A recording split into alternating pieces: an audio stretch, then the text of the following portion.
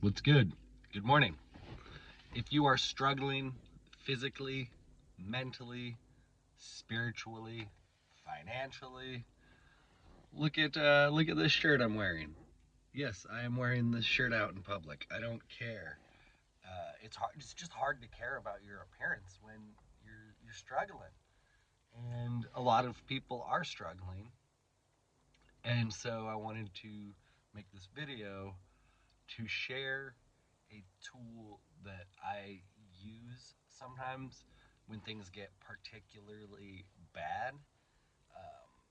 When I'm ruminating really hard, when I'm spiraling, and for me, spiraling, it's like a literal sensation that starts kind of in my stomach and moves up to my chest and neck and shoulders.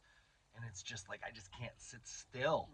I have to move, which, sometimes I'm sitting in traffic or, I live in my minivan. And if it's 10 p.m. at night, I don't know, I just don't want to go randomly walking the streets in Seattle at 10 p.m. at night.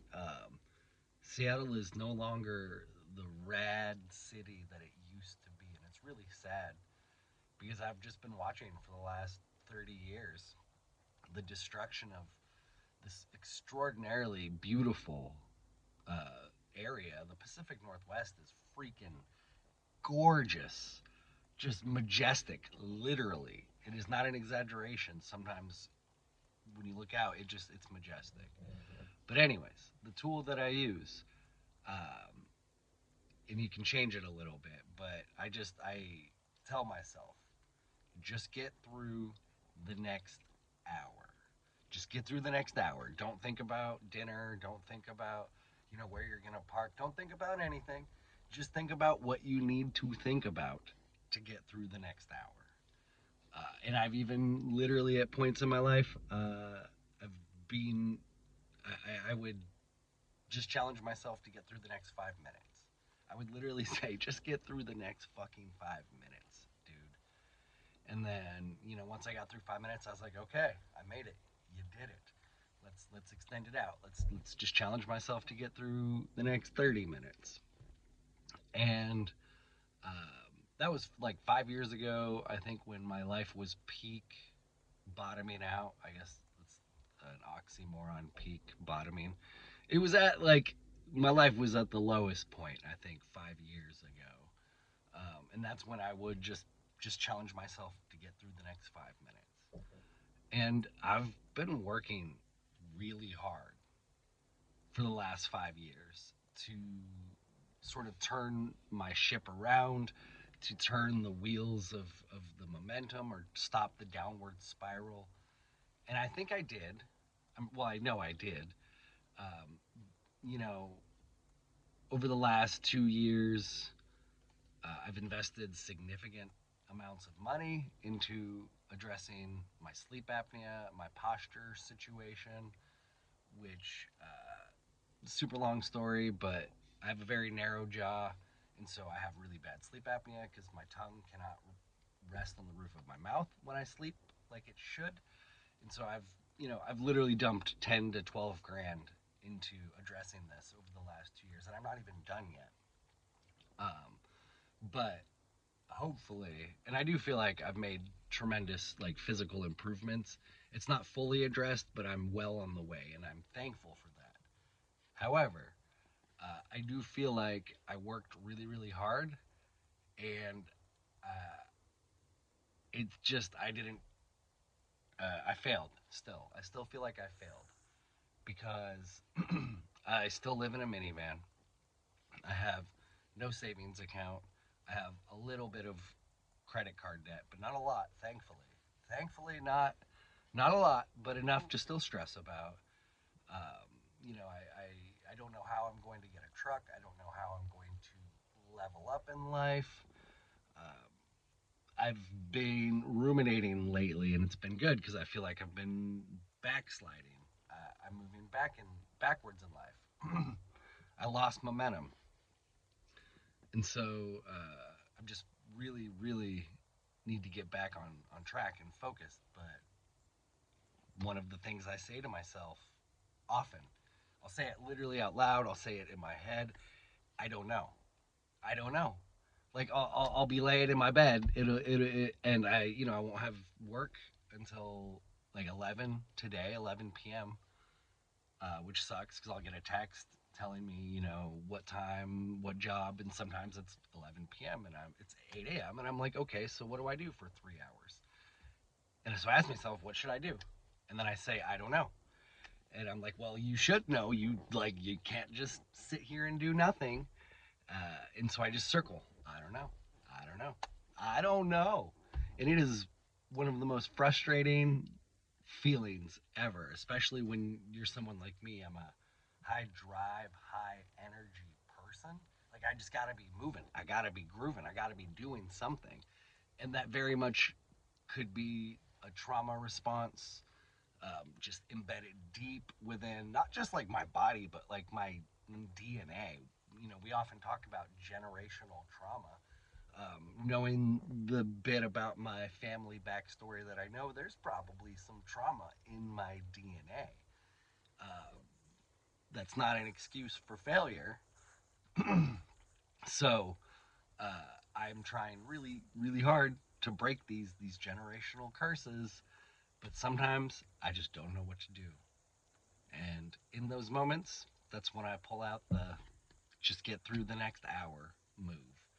So it's about 10 a.m. right now, and I don't have to be on a job site until 11. So I told myself, just get through the next hour. Just get through the next hour.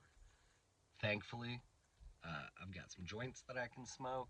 I smoke two joints. Great song by Sublime if you've never heard it.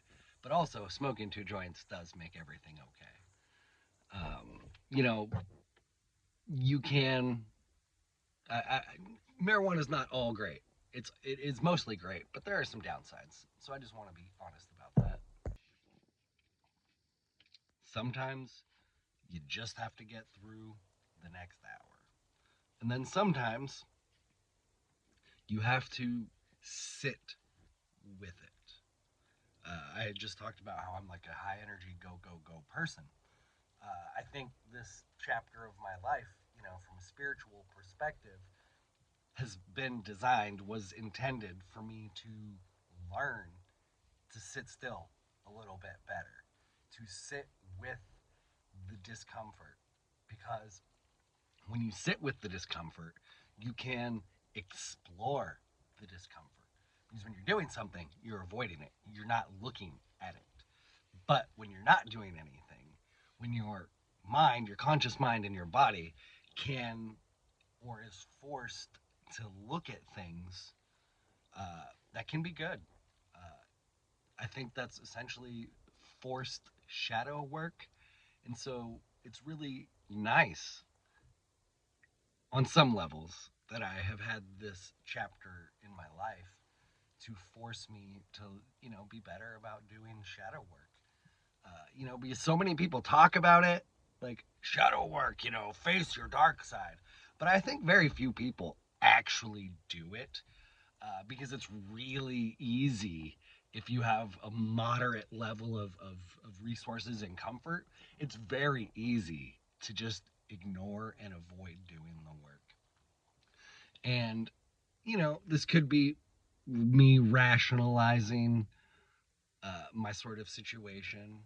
If there is no spiritual realm and I'm wrong, this could just be a rationalization. But in all honesty, I think a lot of us who go through these just dark, difficult, trying times, these cliche as they may sound, spiritual awakenings, I think they're intended intentionally to be lessons. And because we wouldn't learn the lessons if we weren't forced to, in a way.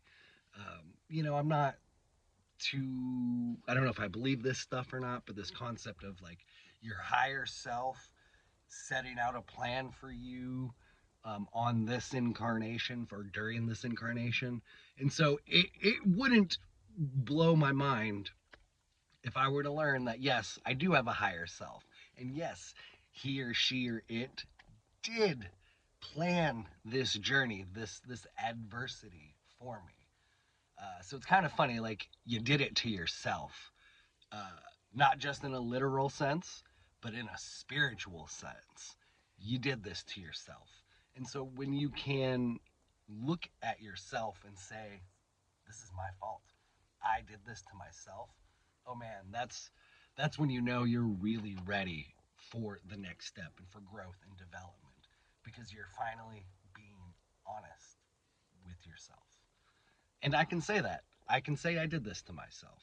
I made a lot of stupid decisions in my life, and I acknowledge that. I've made a lot of good decisions too. Don't get me wrong. I'm not a total fucking idiot. Just, sometimes I'm an idiot, and I'm working on it. But that's like also where forgiveness and compassion come in. This is a long video. I'm going to end it here. I hope you have a good day, and I hope you get through the next hour. Much love.